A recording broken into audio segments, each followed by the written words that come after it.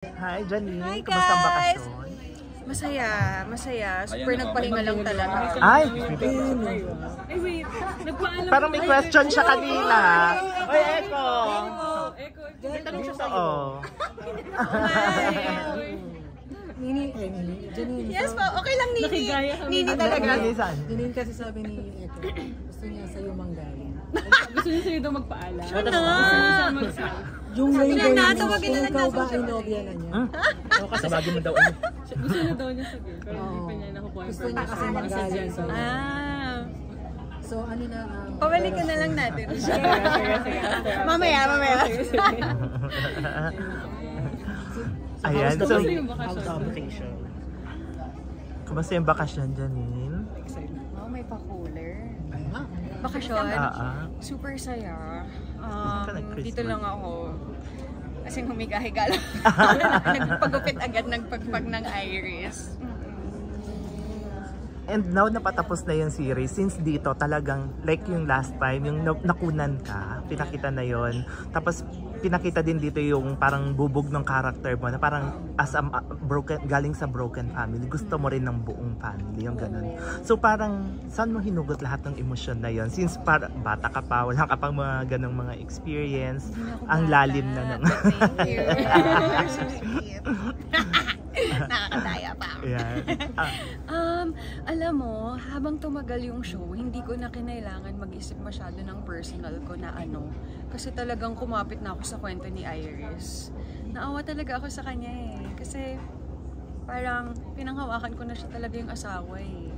Sinagawan siya and then this man is so red flag. Tapos, di ba, wala siyang panalo eh. Kahit sa dami ng bodyguard nga niya, nauupakan pa siya. So, awang-awa na talaga ako kay Iris na parang in the end, yung kwento na talaga niya yung iniisip ko. Paano yun? Pinag-uusapan niyo rin ba ni Jericho yung mga eksena ninyo? Kung Yeah. paano niya siya magiging ata? Oo, especially nung umpisa. Kasi nag-umpisa kami, magkagalit na kami sa isa't isa eh. So wala kaming na-establish na yung backstory na sweet-sweet. So kinailangan talaga namin na i-establish yun in our heads lang, behind the scenes. Kasi for it to work na ganun kagalit si Iris, kailangan talaga sobrang nasaktan siya and na-betray. So, kami na lang yung, of course, along with the help of the writers, madami namang mga flashback na sweet. Yun yung mga pinanghawakan namin para ma-achieve yung talagang away mag-asawa nila. How easy or challenging for you na makatrabaho yung taong close sa'yo? Or malapit sa puso? Well, dito lang naman kami naging close.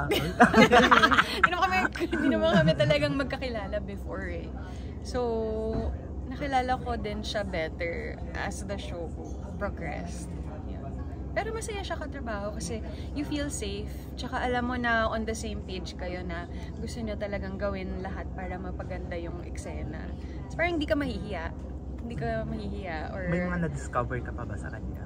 Along the habang ginagawa? Oo, madami. Oh? Tulad na? Well, I knew naman na ano talaga siya. Magaling talaga umarte. I mean, alam naman nating lahat yun. Pero, nalaman ko na kahit Jericho Rosales na siya, sobrang game pa rin siya mag-workshop, mag-aral, maging geeky sa pag-iisip ng gagawin sa eksena at sa script. Yan. Appreciate mo yun. Sobra.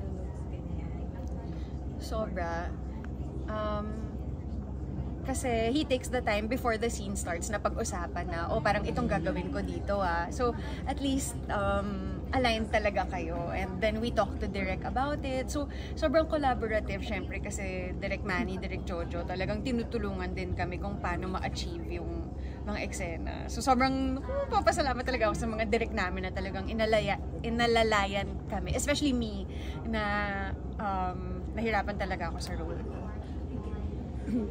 Paano mo ma-describe yung journey mo habang ginagawa mo yung Lavender? Ano talaga? Parang iginapang. Kasi from zero ako sa action. So, I tried to learn that slowly before the show, and then when the show was about to start with Ate Jody, sa mga fight rehearsal, tapos yung pagiging kontrabida, kahit yung first week ng taping, parang mali-mali pa rin yung ginagawa ko eh. Napagsasabihan pa ako na masyadong nakakaawa yung mata mo or ganyan. So, as in, kinakabahan talaga ako, oh my God, baka mali sila na ako yung kinas nila dito. Masyado yata silang nagtiwala sa akin. So, talagang iginapang ko with the help of Dreamscape. Talaga sobrang tinulungan, sobrang patient nila sa akin.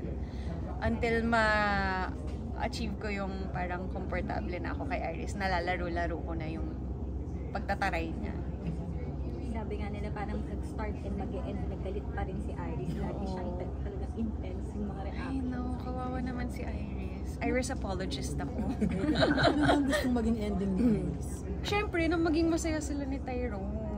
Mahalin siya ni Tyrone. Hindi ko maintindihan bakit di lang siyang piliin. Charot. Iris pa rin. Kasi nanghihinayang ako sa kanila. Pero meron talagang mga ganon, diba? Di mo talaga pwede ipilit yung pagmamahal. Kailangan talaga aligned kayo. Pero as Janine ba, meron bang choices si Iris na parang hindi mo kaya gawin? Oo, lahat. Lahat. Kasi,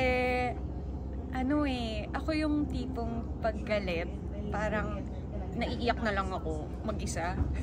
Kaya, hirap na hirap din sa akin si Direk. Kasi nung mga first few times, akala ko galit na ako. Pero sa screen pala, mukha akong naluluha. So, umuulit-ulit pa kami. So, hindi ko talaga magagawa yung ginagawa ni Iris na talagang sa harap ng ibang tao, sobrang strong lang siya. Tsaka no remorse. Tsaka, yung pinaglalaban niya si Tyrone, diba? Gusto niya talagang pabalikin sa kanya. Hindi ko naman magagawa yun sa totoong buhay. Never mo pa na-experience yung parang pinaglaban yung lalaki sa Hindi. Papi Love? Hindi ko kaya.